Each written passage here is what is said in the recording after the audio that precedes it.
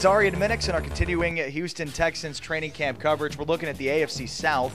Yesterday, we took a look at the Jacksonville Jaguars. Today, we look at a much more potent attack in the Tennessee Titans. Now, a lot of problems last year. Kenny Britt blew out his knee. They had issues with Hasselbeck staying healthy. Finished 9-7 in spite of all of that. Well, and you look at Matt Hasselbeck at 107 years old. He's going to have his injury issues, but that competition with Jake Locker should be interesting to see if the former Washington Husky quarterback takes over the starting role. Does Hasselbeck become a backup? You think Kenny Britt and all his legal problems.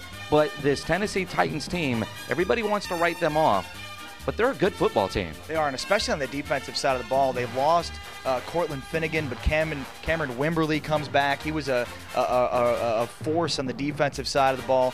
And then you look at Akeem Ayers and what they have in their secondary. I mean, Tennessee has a really balanced defense with the ability to rush the passer, but then to protect the back end with guys that can cover.